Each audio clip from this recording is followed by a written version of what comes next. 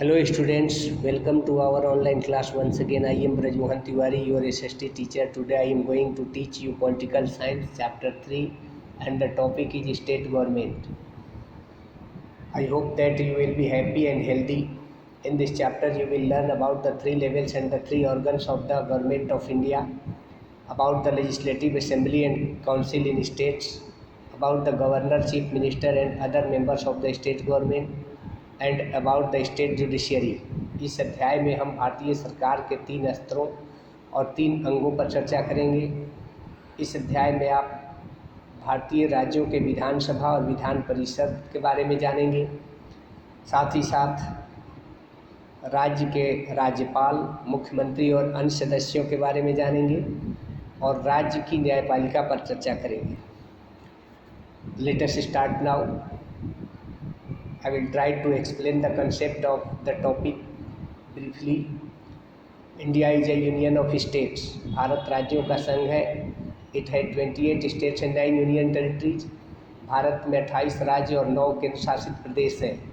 In order to govern a vast country like India, there are governments at various levels such as national, state and local.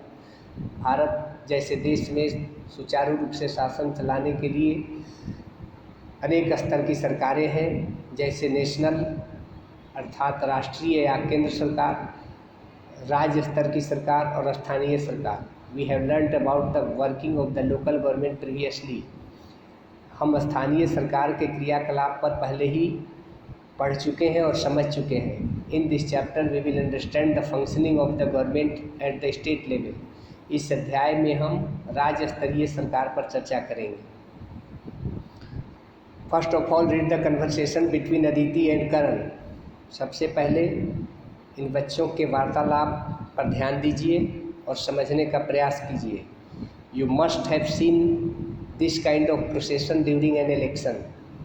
चुनाव के दरमियान आप भी अपने गली मोहल्लों में इस प्रकार के जुलूस देखे होंगे। तो इन दोनों बच्चों के वार्तालाप का सारांश यह है कि अदिति करण से कहती है कि देखो कुछ लोग जुलूस की शक्ल में इसी रास्ते से आ रहे हैं। तो करण जवाब देता है कि Aditi, this is an election campaign rally. They are look the MLA of our area mister Virani is on the vehicle. He represents the common people in the legislative assembly. तो करण अदिति को बताता है कि यह एक चुनावी जनसभा है और गाड़ी पर हमारे क्षेत्र के स्थानीय विधायक श्रीमान विरानी जी मौजूद हैं और वह राज्य विधानसभा में आम जनता का प्रतिनिधित्व करते हैं। तब अदिति कहती है, yes you are right, the state assembly elections are around the corner. Mister Virani must have come to ask for people support for the second term. तो अदिति कहती है कि हाँ, तुम ठीक कहते हो, राज्य विधानसभा की चुनाव निकट है और श्रीमान विरानी अपने दूसरे कार्यकाल के लिए जनता का समर्थन मांगने आए हैं। तब करण अदिति से कहता है कि do you think he will get elected the second time. Karan पूछता है अदिति से कि क्या तुम्हें लगता है कि श्रीमान विरानी दूसरे कार्यकाल के लिए चुन लिए जाएंगे।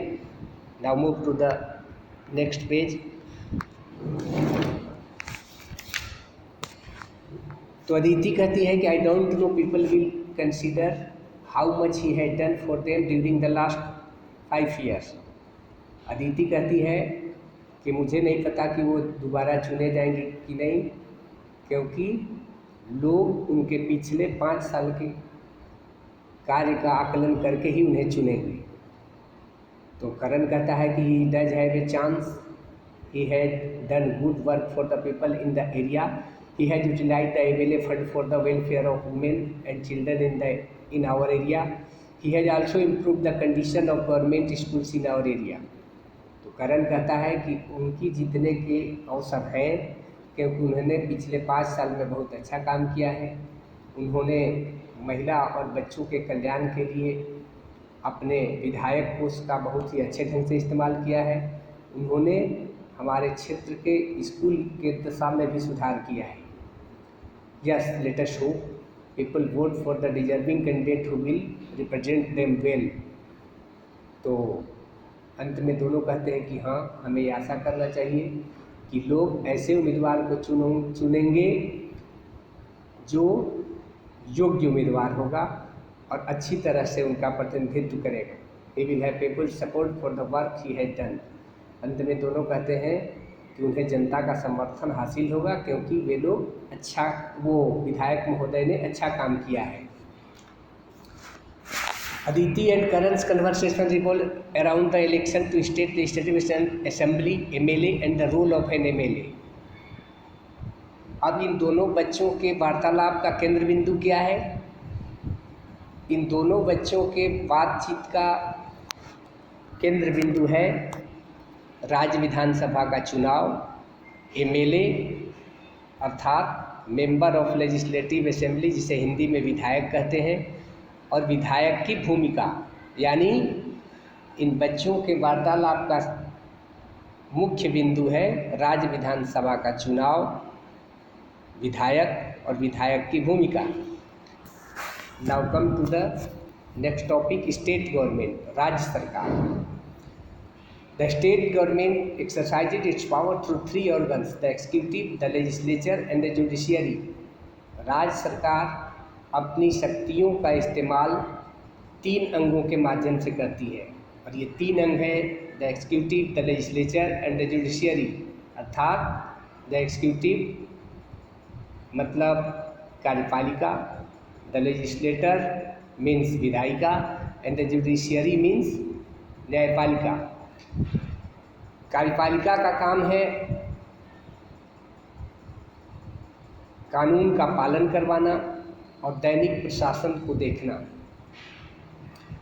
कार्यपालिका में राज्यपाल, मुख्यमंत्री और उनके मंत्री परिषद के सदस्य होते हैं।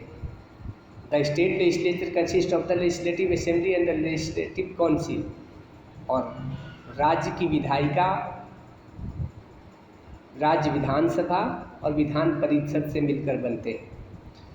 विधायिका काम है राज्य सूची में वर्णित विषयों जैसे हेल्थ यानी स्वास्थ्य, पुलिस, एजुकेशन, ट्रांसपोर्ट और लैंड पॉलिसीज अर्थात भूमि संबंधी नीतियों पर कानून बनाना। और the judiciary is headed by the high court which settle civil and criminal disputes in the state. न्यायपालिका का काम है राज्य में दीवानी और फौजदारी विवादों का निपटारा करना। राज्य में एक हाई कोर्ट होता है जो सबसे बड़ा कोर्ट है राज्य का। Now come to the next topic, state legislature. The legislative assembly is responsible for making laws और legislature of a state in India. राज्य में जो विधानसभा होती है वह राज्य के विषयों पर कानून बनाने के लिए या विधान बनाने के लिए जवाबदेह होती है। भारत के राज्यों को वहाँ की जनसंख्या के आधार पर विभाजित किया गया है और इस विभाजन को हम कंस्टिट्यूएंसी कहते हैं। कंस्टिट्यूएंसी का मतलब है निर्वाचन क्षेत्र, यानी भारत के हर राज्य को वहाँ की जनसंख्या के आधार पर निर्वाचन क्षेत्रों में बांटा गया है। भारतीय राज्य उत्तर प्रदेश की जनसंख्या सर्वाधिक है, इसलिए वहाँ सर्वाधिक सीटें हैं विधानसभा में 403। हर निर्वाचन क्षेत्र से वहाँ की जनता प्रत्यक्ष रूप से अपने सार्वभौमिक वयस्क मताधिकार का प्रयोग करके MLA का चुनाव करती है, और ये MLA जो हैं विभिन्न राजनीतिक दलों के होते हैं। इनका चयन जनता प्रत्यक्ष रूप से मतदान के द्वारा करती है। All the MLA together form the state legislature, और ये सभी विधायक मिलकर राज्य विधायिका का गठन करते हैं। The political party that has the maximum number of MLAs and if that number is more than 50% of the total number of MLAs in the legislative assembly forms the ruling party.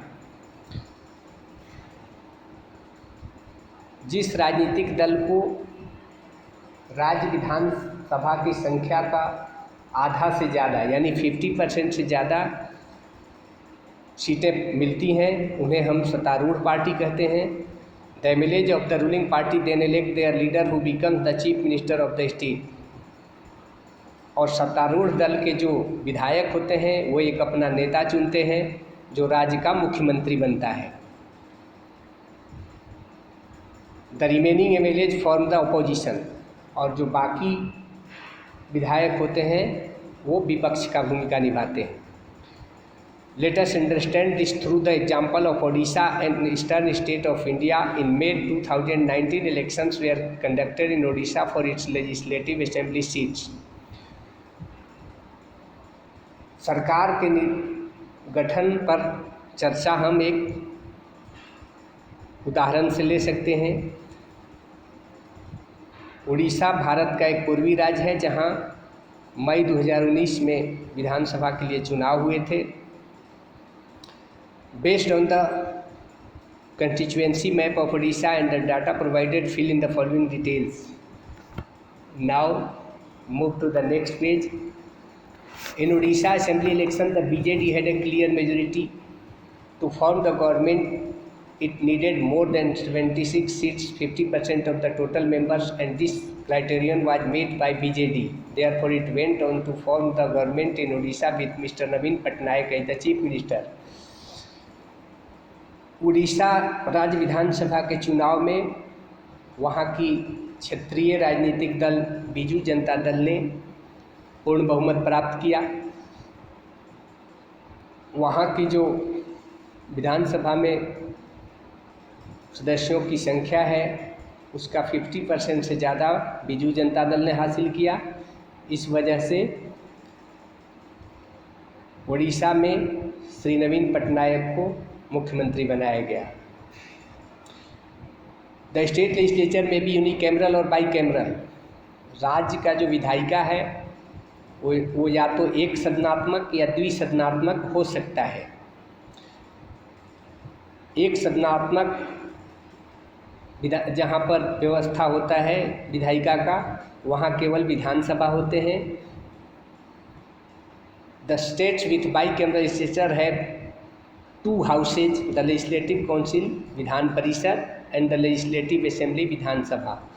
यानी जिन राज्यों में विधायिका द्विसदनात्मक होते हैं वहाँ सदन के 2 सदन होते हैं, वहाँ विधायिका के 2 सदन होते हैं, एक विधान परिषद और दूसरा विधानसभा। The unicameral state legislature has only 1 house, the legislative assembly. और जिस राज्य में केवल विधायिका का एक ही सदन होता है वहाँ केवल विधानसभा ही होता है। State such as Bihar, Andhra Pradesh, Maharashtra, Karnataka and Uttar Pradesh है बाईकैमरल लेजिस्लेचर। बिहार, आंध्र प्रदेश, उत्तर प्रदेश, कर्नाटक, महाराष्ट्र जैसे राज्यों में विधायिका के 2 सदन हैं और बाकी राज्यों में विधायिका के केवल 1 सदन है, केवल विधानसभा। Now come to the next topic. Legislative assembly यानी विधानसभा। The legislative assembly represents the entire population of the state.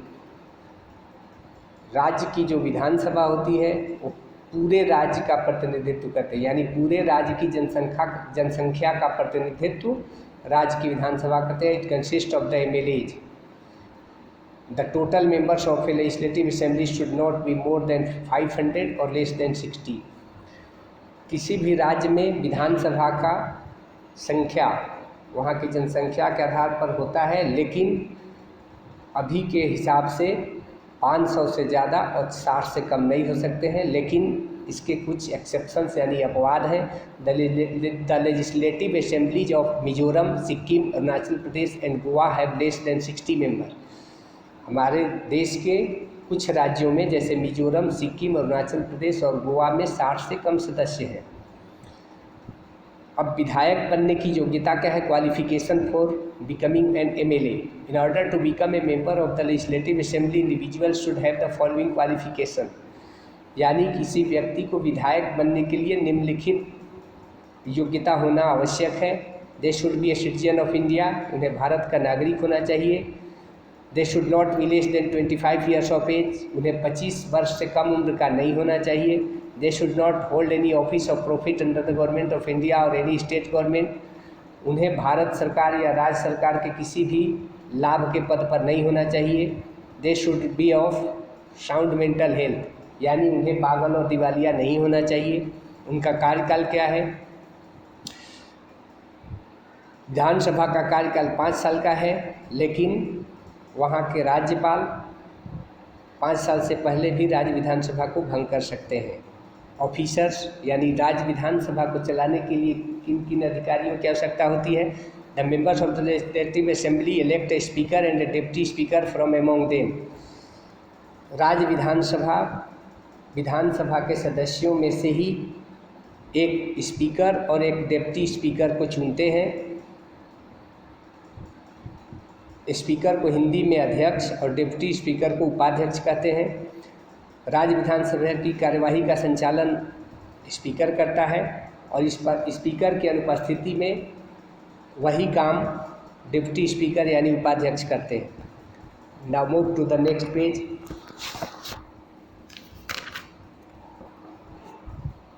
Powers and functions of the legislative assembly.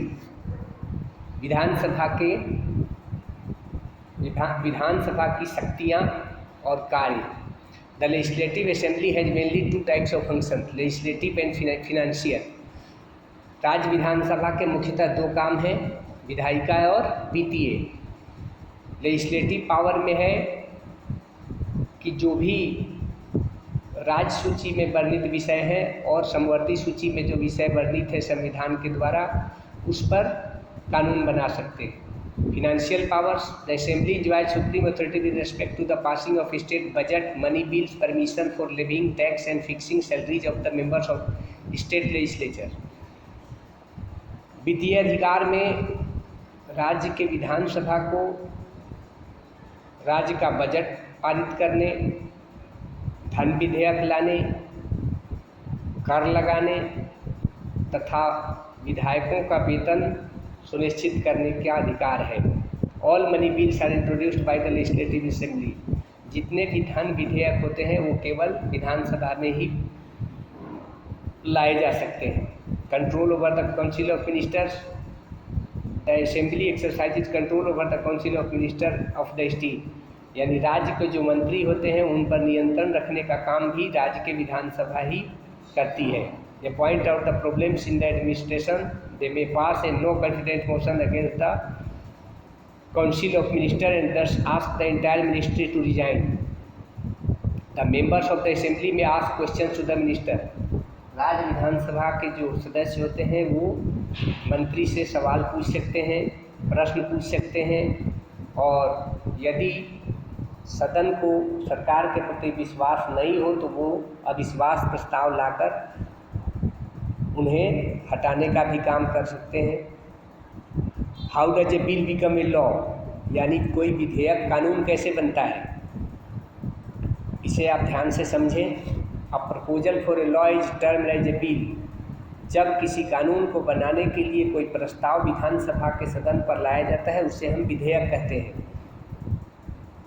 अब ये विधेयक 2 प्रकार के होते हैं, एक मनी बिल और दूसरा नॉन मनी बिल, यानी धन विधेयक और साधारण विधेयक।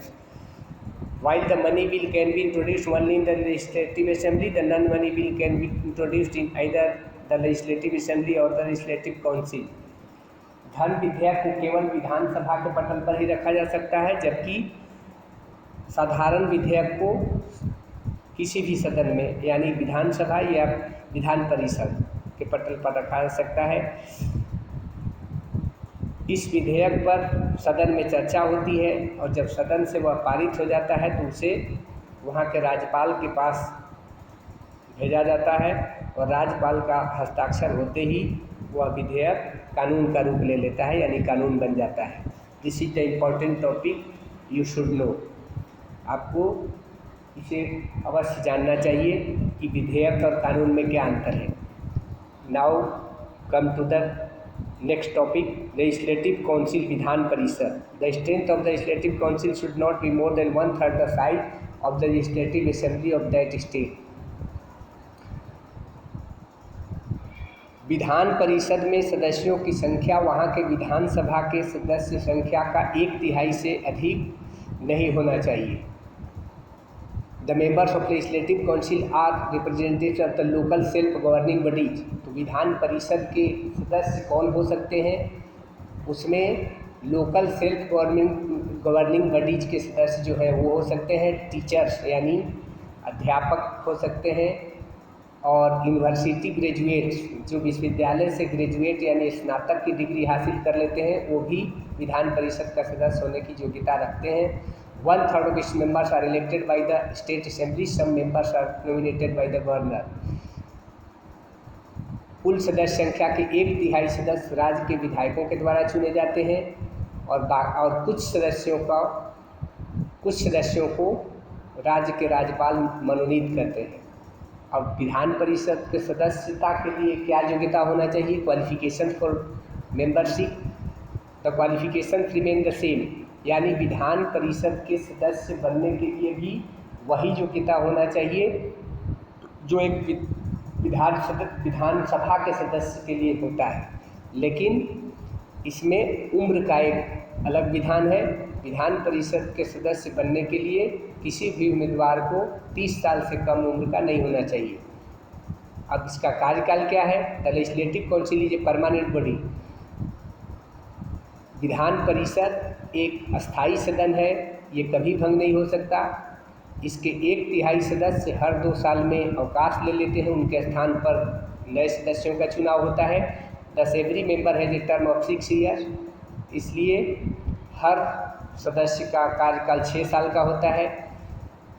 अब विधान परिषद को संचालित करने के लिए किन अधिकारियों की आवश्यकता होती है? The legislative council elects a chairman and deputy chairman from among them to preside over the working of the council. राज्य विधान परिषद की कार्यवाही को चलाने के लिए एक चेयरमैन यानी सभापति और एक डिप्टी चेयरमैन अर्थात उपसभापति चुने जाते हैं जो सदन की कार्रवाई चलाते हैं। Powers and function of the legislative council. अब विधान परिषद की शक्तियाँ क्या हैं और कार्य क्या है? As discuss earlier, the legislative council can not introduce the money bill. Even for the ordinary bill, it is the will of the Legislative Assembly that prevails. It may delay or suggest amendments to the ordinary bill, but finally it is the Legislative Assembly which approves a bill. The Council can, however, put questions to the ministers and initiate a discussion on various issues. Vidhan Parishad को सीमित शक्तियां हैं हासिल हैं, ये तो पहले ही आप जान चुके हैं कि धन विधेयक विधान परिषद में लाया ही नहीं जा सकता, और साधारण विधेयक पर भी विधान परिषद को सीमित शक्तियाँ ही प्राप्त हैं। वो केवल कुछ सुझाव और कुछ सुधार का अनुशंसा कर सकते हैं। इसमें भी अंतिम शक्तियाँ विधानसभा को ही प्राप्त है।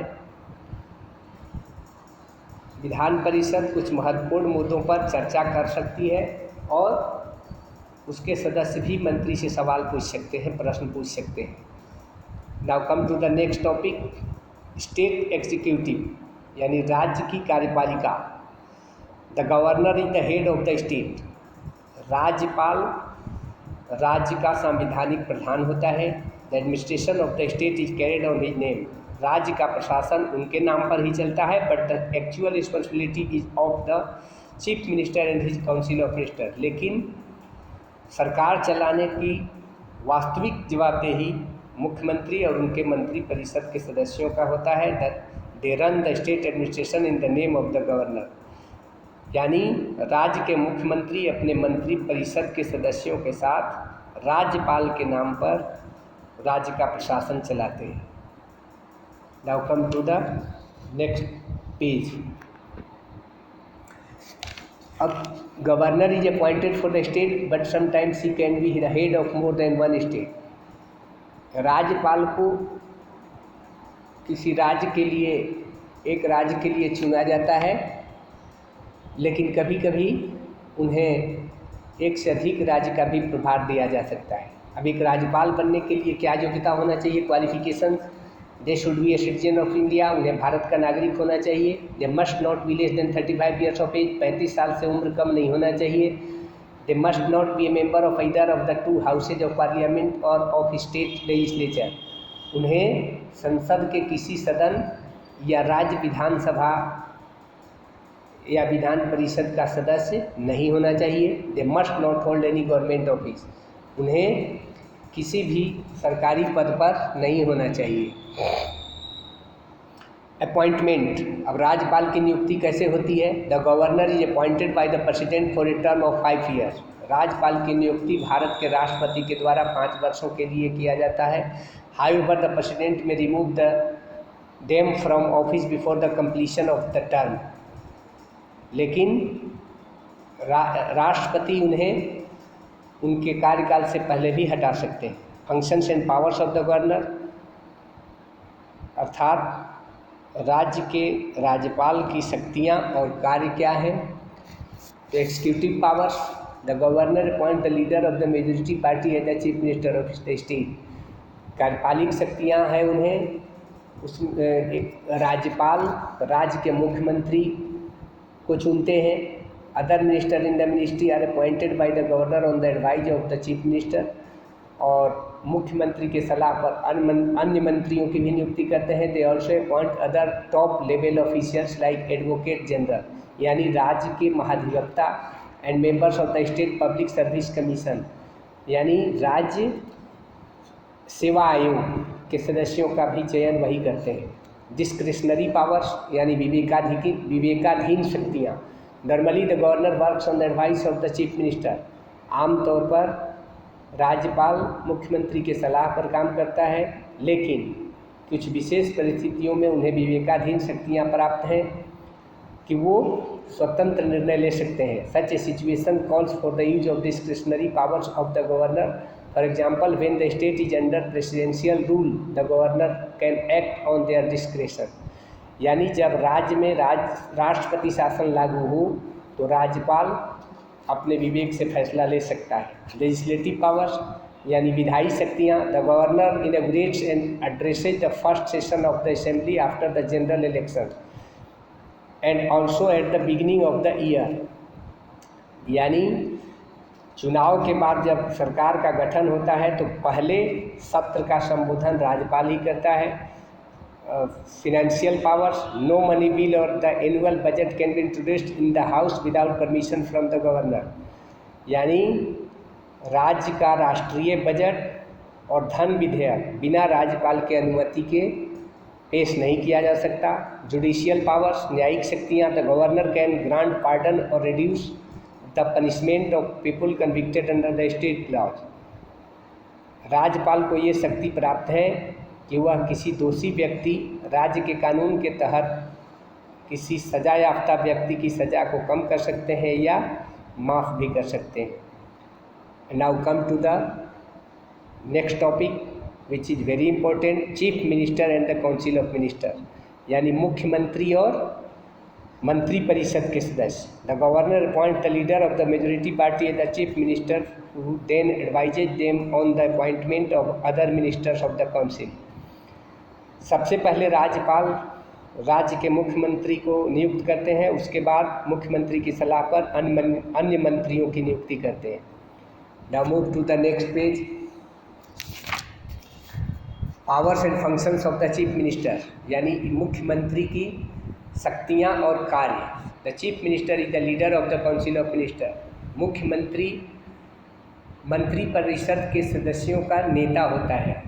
They are the vital link between the governor and the council of minister, मुख्यमंत्री मंत्री परिषद और राज्यपाल के बीच में लिंक का काम यानी योजक कड़ी का काम करता है।